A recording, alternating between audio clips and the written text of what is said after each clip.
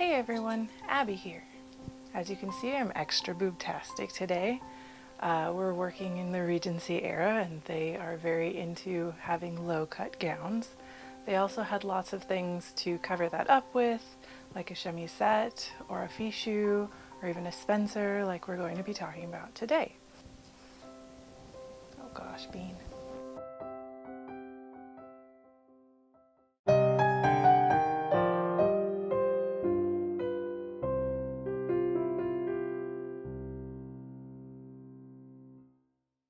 I've been wanting to make outerwear for the Regency clothing I've been making. I have a white dress, as you see, and all the underpinnings that I made earlier this year, and a lace overlay, but nothing for the soon-to-be cold weather. I actually do have plans for more clothing as well, even a pair of short stays. So I will be able to get a few of those filmed in the future. Today's project is a Regency Spencer that I made from the green velvet that I've been using a lot recently. The Regency era used a lot of velvet and silk in their outerwear, I've noticed. There are some heavier wool pelisses that I've seen, but as I don't have any wool, I'm going to be using velvet and silk.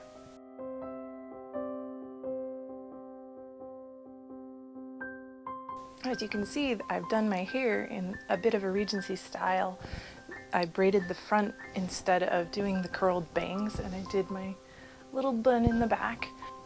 I don't really have bangs, but I do want to do the ringlets at some point. I think I can work it out. I mean, that's wrong. Technically, I do have bangs. I did just make a set by tearing apart an old wig that I had.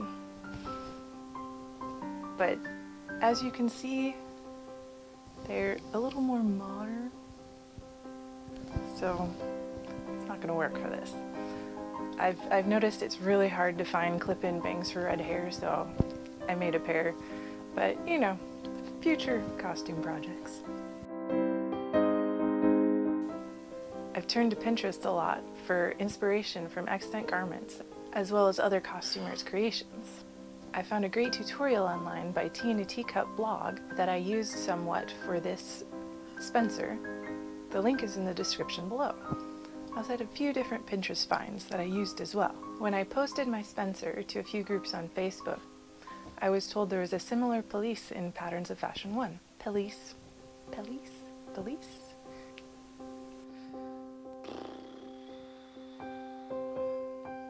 It's fun to see all the different places you can find similar looks. The Modern Mantua Maker also made a similar Spencer in 2014. It ended up being one of the Pinterest pieces I used for inspiration.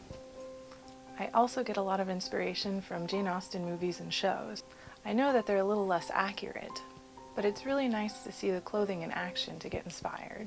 I actually really enjoy being as historically accurate as possible in my historical costumes. Hello. Hello. Oh, hi, sweetie. That's my tea. Hello. You're a good girl. Oh, it's a little girl.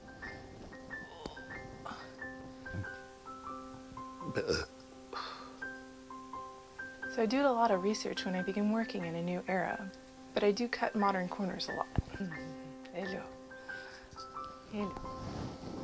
Oh, oh. Okay. For example, the velvet I have is stretch velvet. They wouldn't have had that back in the 19th century. I turned to fusible interfacing to hopefully remove the stretch to be able to use the fabric well enough for this jacket. Let's see how it goes. Wanna see how it goes? Gonna see how it goes. Gonna see how it goes. Right, Diana? What's that? You're a good girl. I have a few Regency patterns from Joann's sales. I like starting with the pattern if they exist. I usually end up doing a lot of edits, and this one is no exception. McCall's 7493 is the pattern that I've used for this Spencer. I have a lot of the pieces I need just from Jacket A here. I used the puffed short sleeve from this pattern as the base for the outer puffed sleeve. If I did it again, I would have added a bit more as it ended up being a bit tight and I had to remove the stitching from the bottom cuff for better movement. I know how standard patterns fit me, so I have normal edits that I need to do. I always add 3 inches to the hems. That doesn't matter for this Spencer. My bust sits lower than standard patterns, so the way I work with that is I add about 1.5 inches to the bottom of bodice pieces. That ends up not messing with the sleeves. I also have to remove about 3/4 of an inch from each side of the waist pieces, and then I add 3 inches to the length of the long sleeves, that is. It's really nice to just make those edits and move on. I did end up doing a mock-up with the lining to make sure the edits were correct, and they were. Most standard patterns end up working out like this for me, thankfully. I used a pen to trace my pattern pieces onto the fusible interfacing. I'm hoping this stabilizes the velvet enough to make it work for this Spencer.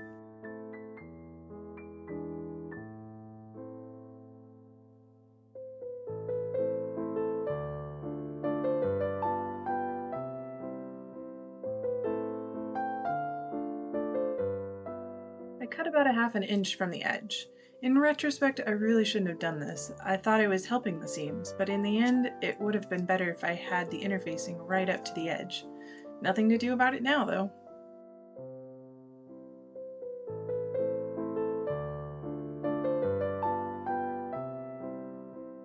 I pressed each velvet piece with its corresponding fusible piece before I got started.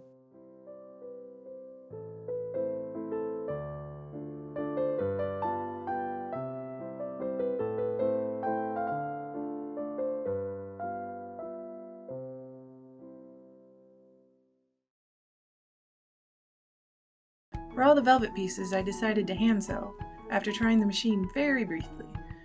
I really enjoy hand sewing, so it's no big loss for me. I'm using a running back stitch for all of this. It's a historical stitch that they used in the past, and it's very stable. I should be using beeswax for the thread, but I've found mine tends to show up on dark fabrics, so I've just not bothered for this project. It helps the thread not to twist as much, but you can still hand sew without it. I deviated from the instructions for the bust darts. I liked the look of the 3 smaller darts rather than the 1 large dart. I left the 1 large dart for the lining though. I'm sewing all the bodice pieces together. I used the machine to sew the satin lining parts as it wasn't as hard to sew by machine as the velvet was.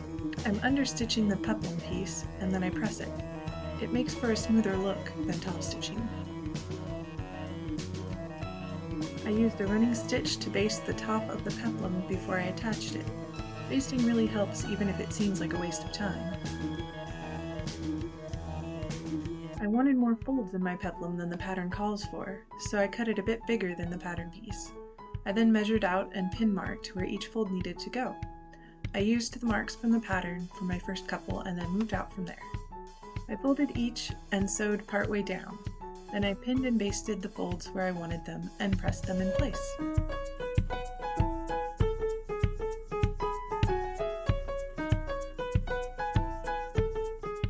The satin lining was easier to machine sew, so that's how I put those parts together.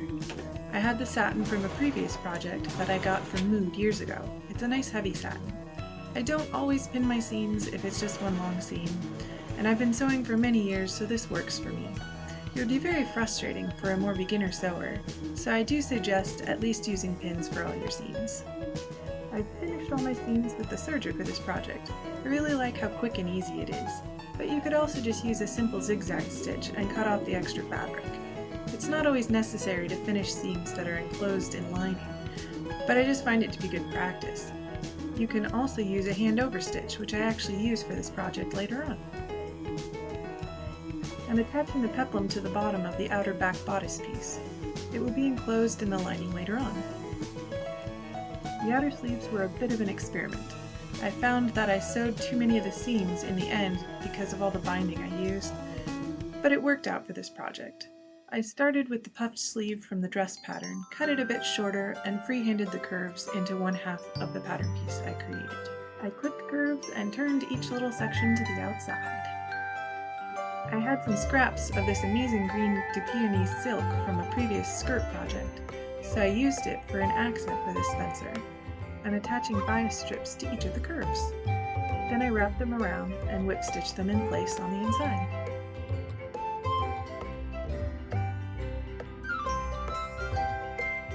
I'm using the green silk for the cuff piece, lining up all the little pieces where they visually look right. And again, roll to the inside and whip stitch in place.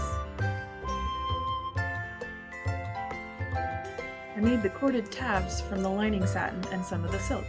I'm sewing channels for the cording.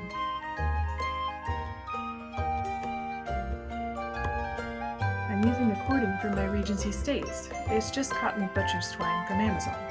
I'm using a large blunt needle and doubling up the cording for the tabs. I just thread them through and cut off the edge. They aren't going anywhere.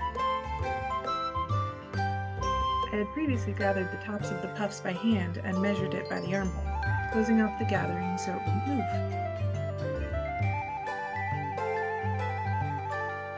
I pinned all the tabs in place and basted the puffs to the outer bodice armholes.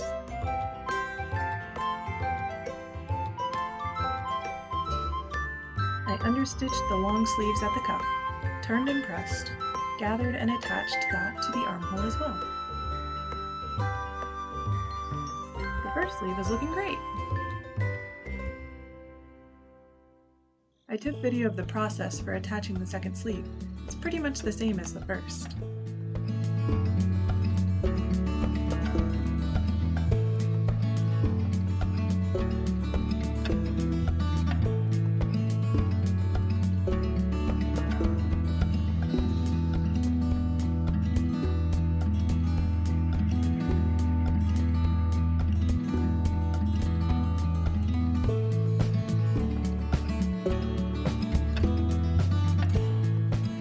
I'm attaching the long sleeve here.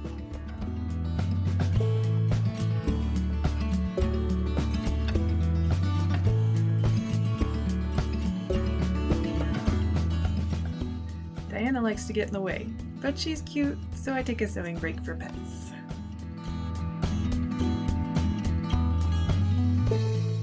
Sleepy Diana, aww.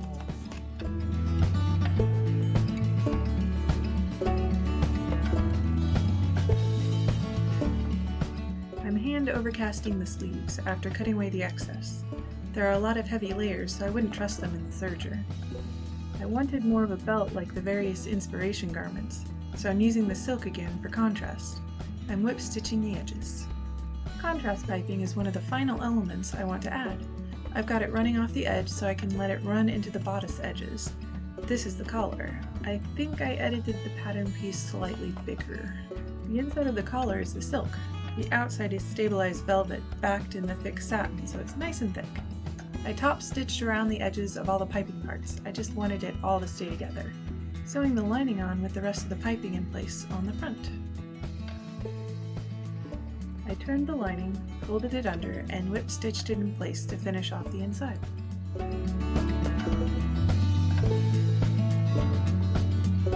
I also had to do the same at the armholes to finish off everything. I clipped the curves before turning. I'm using a tiny whip stitch to attach the belt to the outside. I'm leaving it a bit loose at the front for the buckle to be attached. I rounded the edges in the back and placed it right above the peplum folds.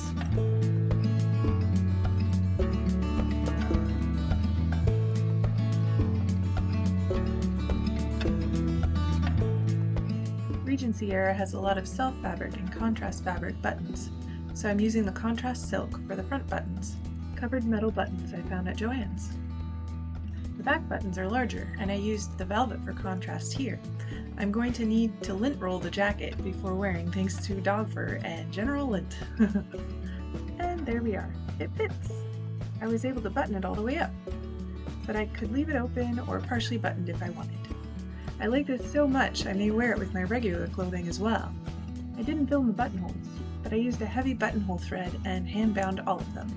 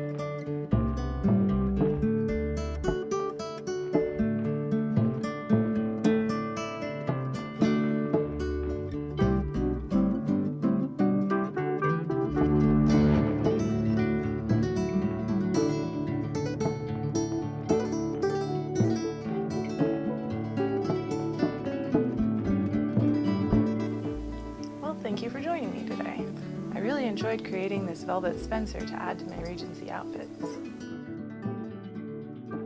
I do have plans to make a silk pelisse, another Spencer, a dress, an overdress, and a bonnet.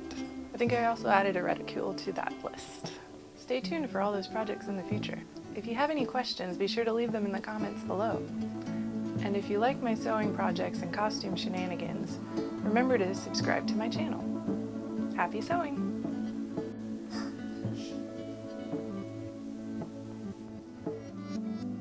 Hello. Oh my goodness. What do you do? Hi.